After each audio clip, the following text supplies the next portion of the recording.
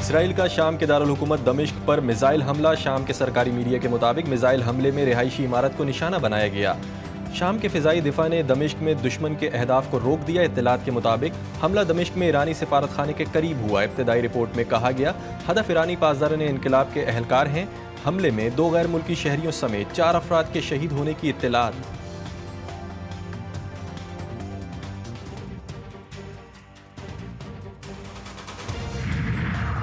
नाजायज़ रियासत कत्लेआम के बाद इंतहाई अहम मजहबी रहनुमाओं को निशाना बनाने की कोशिश में मसरूफ़। इसराइली मीडिया पर गर्दिश करती तस्वीर में आलम इस्लाम की अहम तरीन मजहबी शख्सियत आयतुल्लाह सैयद अली सिस्तानी भी शामिल। अली सिस्तानी की तकलीद में मौजूद दुनिया के 200 से ज़ायद ममालिक के करोड़ों अफराद को शदीद तशवीश।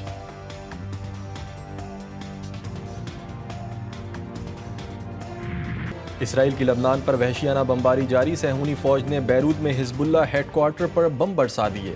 सीनियर रहनुमा सुहेल हुसैन हुसैनी को निशाना बनाने का दावा। मैसल जबल, रशाफ और मुजीब के इलाकों में हमलों में मुतअद्दिद शहरी शहीद और जख्मी। हिजबुल्लाह की जवाबी कार्रवाई। तेल अवीव में मौसाद के हेडक्वार्टर, हाइफा शहर और दीगर कानूनी गैर कानूनी आबादकारी वाले इलाकों पर मिसाइल दाग दिए। सहूनी फौज को शदीद नुकसान पहुँचने की इत्तलात।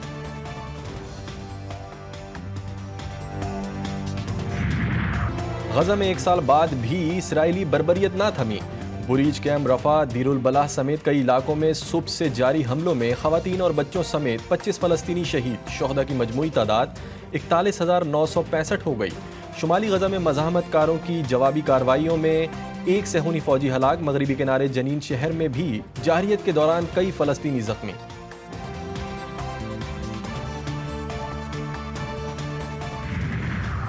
UN सेक्रेटरी जनरल ने गजा को गैर महफूज करार दे दिया। एंटोनियो गुतरस कहते हैं गजा जंग का 1 साल इंसानी, सियासी और इखलाकी बहरान का साल रहा।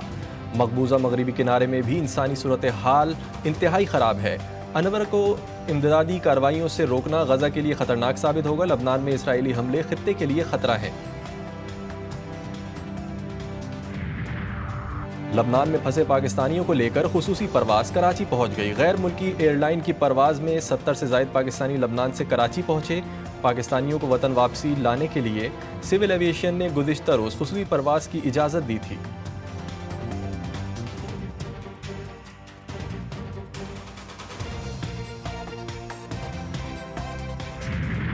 महंगाई की चक्की में पिसे अवाम के लिए बुरी खबर। कर्जों के बोझ तले दबी हुकूमत का मजीद कर्ज लेने का फैसला। वजारत खजाना ने माली साल 2024-25 के लिए 19.2 अरब डॉलर का कर्ज लेने का प्लान तैयार कर लिया।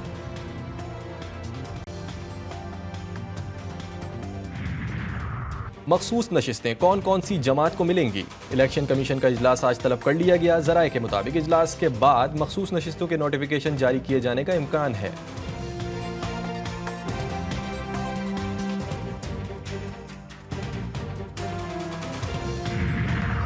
तहरीक इंसाफ का एहतजाज जारी रखने का फैसला। पंजाब में नए एहतजाजी प्रोग्राम का शेड्यूल तैयार कर लिया। पंजाब के बाद इस्लामाबाद में एहतजाज की दोबारा कॉल दी जाएगी।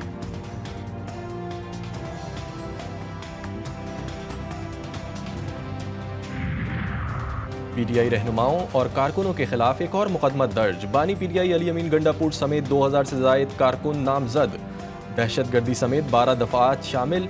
बानी PTI ने जेल में दी सहूलियात का नाजायज़ फ़ायदा उठाया। अली अमीन गंडापुर ने सरकारी वसाइल का गलत इस्तेमाल किया। आज़म सवाती ने मुजाहिरीन की माली मावनत की। FIR का मतन।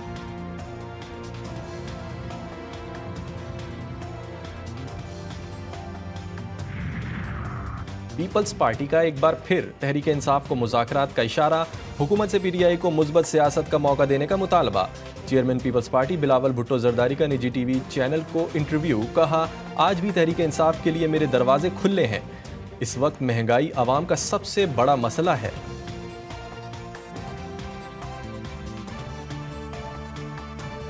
वफाक के ऊपर दिन रात चढ़ाई की जा रही है, धमकियां दी जा रही हैं कि 2014-15 में आपको अच्छी तरह इल्म है किस तरह डी चौक के ऊपर कई माह यहाँ पर धरना दिया गया। ये जो धरने अब दिए जा रहे हैं और रोज़ इस्लामाबाद पर चढ़ाई हो रही है। ये पाकिस्तान के साथ सबसे बड़ी दुश्मनी। 2014 और 15 की साजिश को किसी सूरत दोहराने नहीं देंगे, वज़ीर आज़म शहबाज शरीफ ने वाज़ेह पैगाम दे दिया। काबीना इजलास से खिताब में कहा, विफाक पर दिन रात चढ़ाई की जा रही है, फसादियों को होश के नाखून लेने चाहिए। PTI को मंजूर नहीं कि पाकिस्तान तरक्की करे। कराची जैसे वाक़यात मुल्क के खिलाफ साजिश हैं।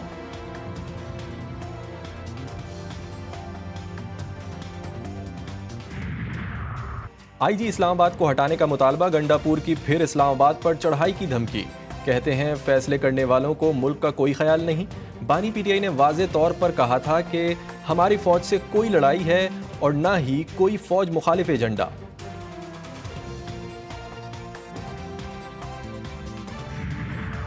अगर सूबा चलाने के काबिल नहीं हैं तो पख्तूनख्वा की जान छोड़ें। जानवरों की जगह मवेशी मंडियां होती हैं, असेंबलियां नहीं। वज़ीर इत्तलात पंजाब अज़मा बुखारी का अली अमीन गंडापुर के बयान पर रद्द-ए-अमल, कहा नवाज शरीफ के बुग़्ज़ में जलता आपका लीडर अडियाला जेल पहुंच गया।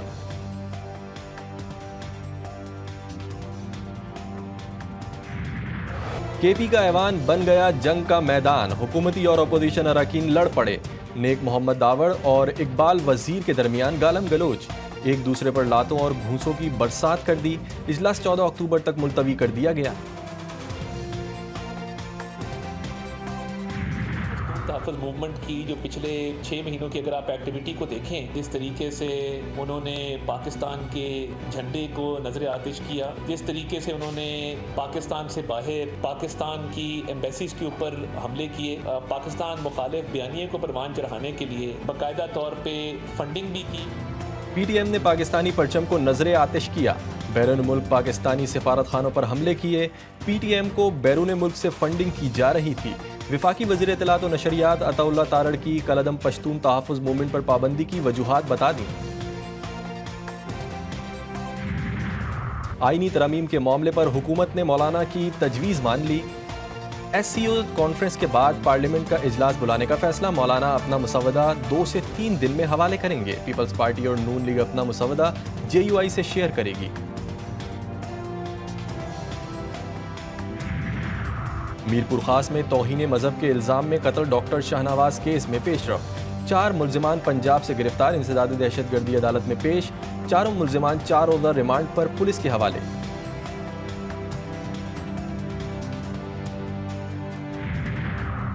सिंध और खैबर पख्तूनख्वा में मजीद 4 पोलियो केसेस रिपोर्ट। तहसील ठुल में पोलियो के 3 नए केसेस सामने आए। 4 साला दानिश, 3 साला सदफ और 4 साला जैन लाशारी में वायरस की तस्दीक। जिला डेरा इस्माइल खान में 22 माह के बच्चे में पोलियो की तस्दीक।